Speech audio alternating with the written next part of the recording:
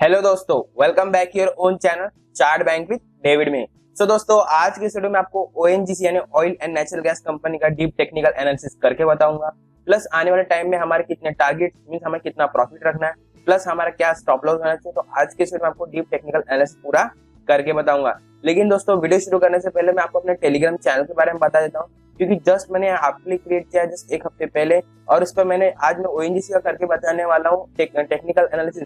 लेकिन मैंने ओएनजीसी को आपको 2-3 दिन पहले आपको बता दिया था, इसका चार्ट बना के भेज दिया था मैंने अपने टेलीग्राम के चैनल पे।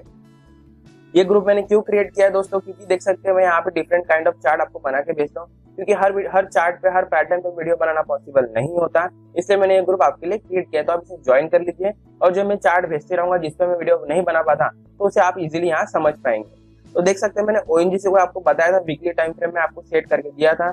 तब स्टॉक दोस्तों 91.65 पे ट्रेड कर रहा था, और मैंने कहा था वेट फॉर ब्रेकआउट, यानी ब्रेकआउट में हमें वेट करना है।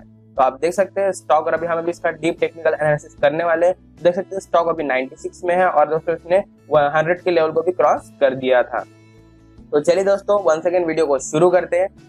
तो बात करते हैं दोस्तों स्टॉक की, सबसे पहले ओएनजीसी की। तो आप देख सकते हैं इसे मैंने डे 1 के टाइम फ्रेम में इसे सेट करके रखा है। अब बात करते हैं स्टॉक के रेजिस्टेंस की और स्टॉक के सपोर्ट की। तो देख सकते हैं मैं स्टॉक को दोस्तों सबसे पहले मैं आपको एक लॉन्ग हॉरिजॉन में दिखाता हूँ स्टॉक को। कोई भी स्टॉक को मैं अपने लॉन्ग हॉरिजॉन में दिखाता हूँ, जिससे आपको ट्रेंड समझ में आए कि स्टॉक का एक्चुअल में ट्रेंड कैसे चल रहा है। देख सकते हैं जो मैंने डे 1 के टाइम फ्रेम में सेट करके रखा है, जिससे आपको ओवरऑल ट्रेंड समझ में आ जाएगा। तो जो स्टॉक का ओवरऑल जो ट्रेंड है दोस्तों, कंटिन्यूसली डाउन ट्रेंड में, आप देख सकते हैं कंटिन्यूसली डाउन ट्रेंड में मूव कर रहा है।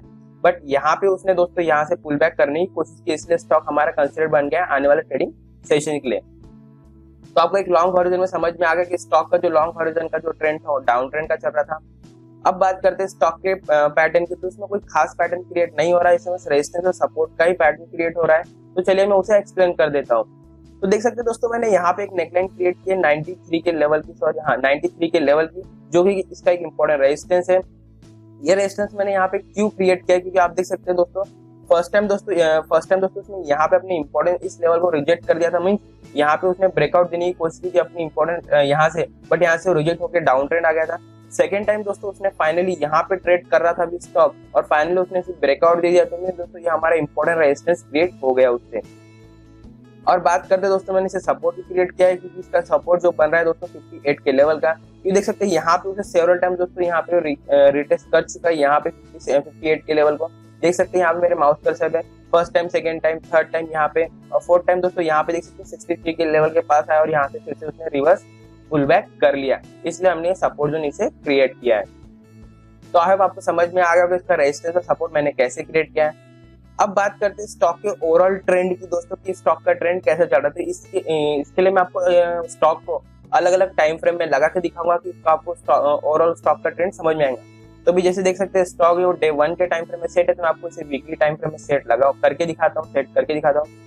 तो देख सकते हैं मैंने सब वीकली टाइम फ्रेम में सेट कर दिया है। तो देख सकते हैं दोस्तों स्टॉक का जो ओवरऑल जो ट्रेंड है, अच्छा खासा अप ट्रेंड यहाँ से बना हुआ है, अच्छा खासा अप ट्रेंड बना के इसे यहाँ पे ब्रेकआउट भी दिया है।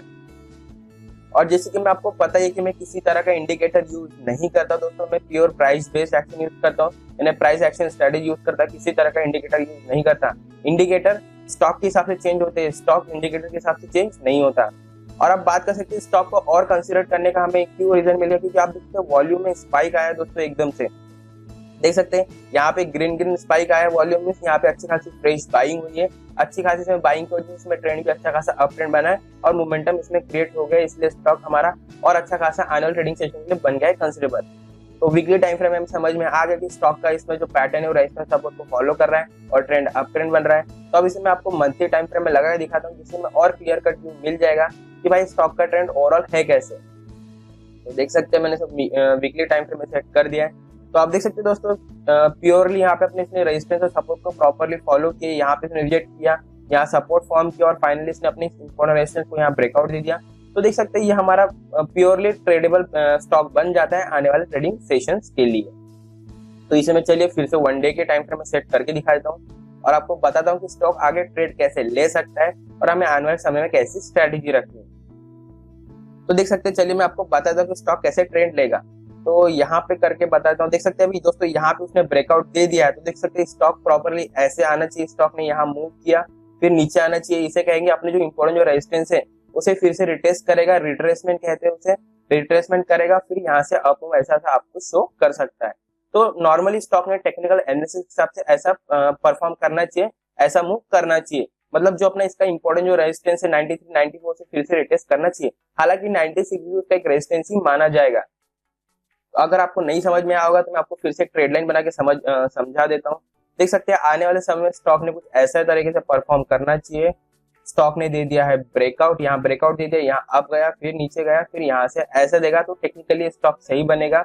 मींस यहाँ पे अच्छी खासी बाइंग हुई मोमेंटम में, उसने ब्रेकआउट को तोड़ा, यहाँ पे लोगों ने सेल किया, फिर से आया, यहाँ डिमांड बढ़ी और स्टॉक अच्छा खासा अप मूव करने लगा।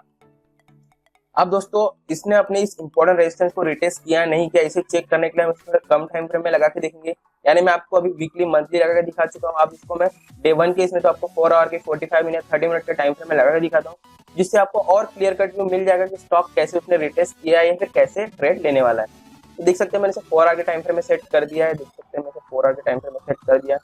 देख सकते हैं इसे मैंने 4 आवर के टाइम फ्रेम में सेट कर दिया। इसका जो रेजिस्टेंस था इसने इसे ब्रेकआउट तो दे दिया, बट यहाँ पे उसने ऐसा कुछ किया नहीं रिटेस्ट जैसा ही। बस यहाँ पे फर्स्ट कैंडल ग्रीन बनी, सेकंड कैंडल रेड बनी, जिससे हमें कोई क्लियर कट व्यू नहीं मिला। तो इसमें आपको और छोटे टाइम फ्रेम में लगा के दिखाता हूँ। 4 आवर के इसमें लगाया, तो मैं आपको इसे अभी 2 आवर के टाइम फ्रेम में लगा के दिखाता हूँ। 2 आवर के टाइम फ्रेम में आपको दिख रहा है जो पहली कैंडल अच्छी खासी बुलिश है, बस उसके बाद जैसे इसमें सेलिंग आई, मींस सप्लाई का प्रेशर आया तो इसमें डाउन ट्रेंड आया। बट इसे मैं आपको और कम टाइम फ्रेम में लगा दिखाता हूँ। गाइस आपको दिख रहा है कि यहाँ पे अभी कुछ समझ में आ रहा है, तो कुछ याद आ रहा है कि यहाँ पे किस टाइप का पैटर्न क्रिएट हो रहा है दोस्तों। तो आपको नहीं समझ में आ रहा होगा तो इसमें मैं आपको और कम टाइम फ्रेम लगा दूंगा। तो आपको इसे मैं फाइनली 45 मिनट के टाइम फ्रेम में लगाता हूँ। तो देख सकते हैं दोस्तों इसे मैंने 45 मिनट के टाइम फ्रेम में लगाया है। तो इसमें कौन सा पैटर्न क्रिएट हो रहा है? तो दोस्तों इसमें क्रिएट हो रहा है flag pattern, red bull flag pattern create हो रहा है। मैं आपको फ्लैग पैटर्न बना के दिखाता हूँ जिससे आपको क्लियर कट आ जाएगा। देख सकते हैं यहाँ पे फ्लैग पैटर्न क्रिएट हो रहा है, जिससे हमें और अच्छा खासा मोमेंटम मिल गया कि स्टॉक कैसे ट्रेड करेगा आने वाले समय में। तो हमने यहाँ बना दिया है, देख सकते हैं। सेकेंड में इसकी ट्रेड लाइन बड़ी कर देता हूँ दोस्तों। हाँ देख सकते हैं दोस्तों ये इसका फ्लैग बन रहा है और यहाँ पे इसका डंडा बन रहा है। मींस दोस्तों ये रेड बुल फ्लैग पैटर्न है। मोस्ट ऑफ द टाइम ऐसा पैटर्न जो होता है ये बुलिश होता है, रेड बुल यानी बुल से आपको समझ में आ रहा होगा कि स्टॉक बुलिश मोमेंटम का पैटर्न है।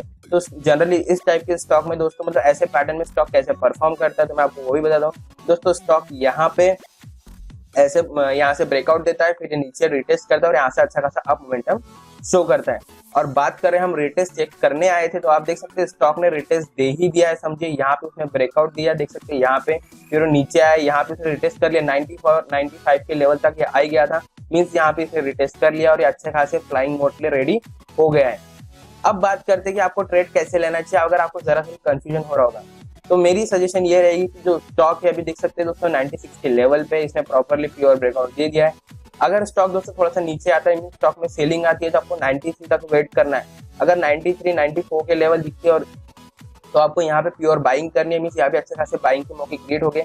अदरवाइज दोस्तों अगर यहीं से स्टॉक जैसे पुल बैक कर लेता, जैसे मैंने आपको बताया रेड बुल फ्लैग पैटर्न बना के कि यहीं से स्टॉक अगर पुल बैक कर लेता, यहीं से अप मोमेंटम शो करता है, तो आपको दोस्तों ये वाला जो लेवल है 104 का यहाँ तक वेट करना है। जैसे 104 के लेवल को अगर यहाँ से तोड़ देगा तो यहाँ से आपको फ्रेश बाइंग कर लेनी है और आपको अच्छे खासे रिटर्न आने वाले समय में देखने मिलेंगे।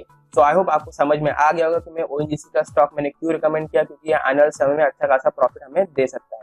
तो 1 सेकंड में इसे डिलीट कर देता हूँ दोस्तों। हाँ तो देख सकते हैं मैंने 1 डे के टाइम फ्रेम में फिर से आ गया हूँ। तो अब बात करते हैं कि हमें ट्रेड क्या लेना चाहिए और हमारा कितना प्रॉफिट होना चाहिए। तो हम उसके बारे में डिस्कस कर लेते हैं और हमारा क्या स्टॉप लॉस होना चाहिए उसके बारे में भी डिस्कस कर लेते हैं। तो लगभग मैंने सारी चीजें तो बता दिया आपको स्टॉक के बारे में कि स्टॉक कैसा परफॉर्म कर सकता है आने वाले ट्रेडिंग सेशन में। तो चलिए बात करते हैं स्टॉक के भी टारगेट की, हमें कितना टारगेट रखना है। तो दोस्तों हमारा जो टारगेट होना चाहिए पहले मैं सेट कर देता हूँ। 1 सेकेंड दोस्तों, ये मैंने सेट कर दिया। जो टारगेट होगा हमारा 160 प्लस होगा, सॉरी दोस्तों 160 हमने लगा दिया। और जो हमारा स्टॉप लॉस होना चाहिए थोड़ा छोटा होगा, ज्यादा बड़ा नहीं रखेंगे हम। अब मैं आपको फिर से बता दे रहा हूँ दोस्तों, जो भी मैं स्टॉक रिकमेंड करता हूँ ये स्विंग ट्रेडिंग के स्टॉक है, यानी आने वाले 4 से 5 हफ्ते यानी 1 से 1.5 महीने में आपको अच्छा खासा रिटर्न दे सकते हैं।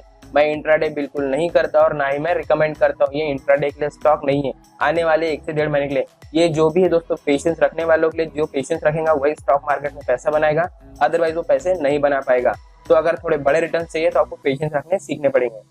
बात करते हैं हमारे टारगेट की। जो हमारा टारगेट होता है, स्टॉक अभी करंटली 96 पे ट्रेड कर रहा है। मैंने आपको बता दिया कि आपको ट्रेड कैसे लेना है, क्या करना है। और स्टॉक अभी करंटली दोस्तों ट्रेड कर 96 पे, और उसका जो हमारा टारगेट होना चाहिए 160 का होना चाहिए, और जो हमारा स्टॉप लॉस होना चाहिए वो दोस्तों होना चाहिए 85 का। अब ये क्यों होना चाहिए, इसके पीछे भी हमारा एक स्पेसिफिक रीजन है। तो देख सकते हैं, इसलिए मैं आपको इसलिए वीकली टाइम फ्रेम में सेट कर देता हूँ, जिससे आपको काफी क्लियर कट मिल जाएगा कि हमारा इसमें मैंने टारगेट 160 का क्यों किया है। देख सकते हैं यहाँ पर 160 का टारगेट यहाँ सेट किया, क्योंकि मैं आपको ट्रेड लाइन बना के दिखाता हूँ। यहाँ पे देख सकते हैं जो 160 का लेवल है दोस्तों, काफी इंपॉर्टेंट लेवल है। यहाँ पे हमें 160 तक जा सकता है स्टॉक, लेकिन वहां से स्टॉक रिजेक्ट कर सकता है। मीन जैसे बता के दिखा देता हूँ। हाँ, यहाँ पे स्टॉक है तो स्टॉक यहाँ तक जा सकता है दोस्तों, यहाँ से रिजेक्ट होकर नीचे आ सकता है, क्योंकि क्योंकि दोस्तों आप देख सकते हैं यहाँ पे स्टॉक का एक स्ट्रॉन्ग सपोर्ट जोन क्रिएट हो रहा है। बट यहाँ पे जो support as an support add करा था पिछले कई सालों से, अपना जो इंपॉर्टेंट लेवल है, कौन सा लेवल है 160 का, as an important support add करा था। बट प्रेजेंट टाइम के लिए जो हमारा जो लेवल है जिस स्टॉक पे जैसा मूव कर रहा है, बट जो स्टॉक अभी जो सपोर्ट था उसका वो हमारे लिए बन जाएगा रेजिस्टेंस, स्ट्रॉन्ग रेजिस्टेंस। जो सपोर्ट होता है वो रेजिस्टेंस बन जाता है, और रेजिस्टेंस से सपोर्ट बन जाता है। तो आने वाले टाइम में जो पुराना जो सपोर्ट था वो हमारे लिए स्ट्रॉन्ग रेजिस्टेंस बन जाएगा। तो यहाँ से आके पुल बैक कर सकता है, यहाँ से रिजेक्ट हो सकता है। इसलिए जो हमारा टारगेट रहेगा 160 के लेवल तक के रहेगा।